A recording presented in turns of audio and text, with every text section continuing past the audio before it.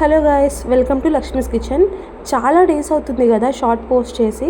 ఈ మధ్య మా అక్క మ్యారేజ్లో కొంచెం బిజీ ఉంటుండే. సో చేయటం రెసిపీస్, వాటిని షూట్ చేయడం అండ్ పోస్ట్ చేయడం, ఎడిట్ చేయడం చాలా కష్టంగా ఉంది. సో దానికోసమే కొంచెం లేట్ అయింది. సో త్వరగా రెసిపీలోకి వచ్చేస్తే 3:2 ఆ రేషియో సరిపోతుంది I think. So 3 cups of మైదాకి 2 కప్స్ ఆఫ్ షుగర్ తీసుకోవచ్చు మనం.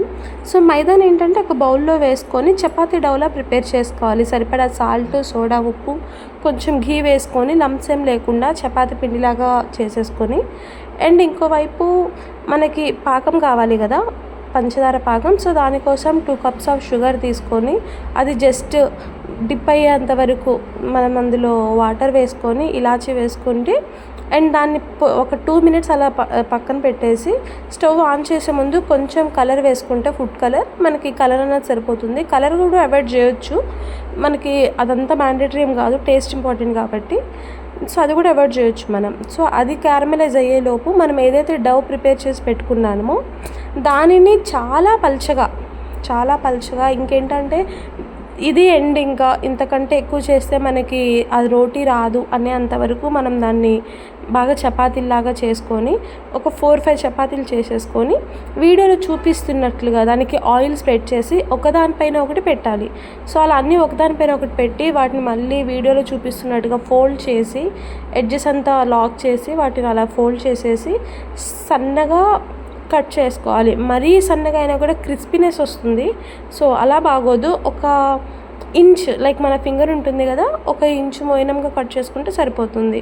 సో అలా మనం ప్రిపేర్ చేసుకున్న డవ్ మొత్తాన్ని కూడా అలా 1 ఇంచ్ మోయినంగా కట్ చేసేసుకొని మనం నీట్గా ఒకవేళ కరెక్ట్గా షేప్ వస్తుంది ప్రాపర్గా, ఏదైనా కొంచెం ఎడ్జెస్ మనకి అలా పఫీగా ఉన్నాయనిపిస్తే ఫింగర్తో కొంచెం అలా ట్యాప్ చేసి జస్ట్ ఎక్కువ ప్రెజర్ లేకుండా అలా టచ్ చేసినా కూడా సరిపోతుంది.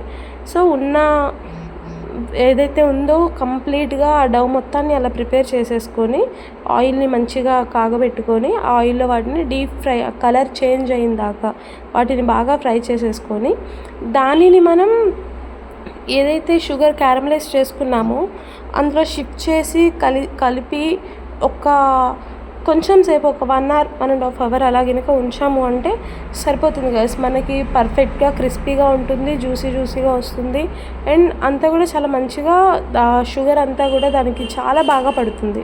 సో ఇంతకంటే ఎక్కువ రెసిపీస్ కూడా ఏం లేదు. అండ్ నేనైతే యాక్చువల్గా ఇంతకుముందు ఎప్పుడు నేర్చుకుంటుండే, రీసెంట్గానే నేను యూట్యూబ్ అనేది చేస్తున్నాను. నాకు కాపీరైట్ ప్రాబ్లం అనేది వస్తుంది. కంటెంట్ నేను ఓన్గానే చేస్తున్నాను, మేబీ సాంగ్ సెలెక్షన్లో అలా వస్తుందేమో. సో మీకు ఎవరికైనా తెలిసిన దాన్ని ఎలా మనం మోల్డ్ చేయాలి అనేది ఏమైనా తెలిసినా కూడా కామెంట్స్లో చెప్పండి. అండ్ ఇప్పుడే స్టార్ట్ చేసింది అండ్ ఒకే సైడ్ కుక్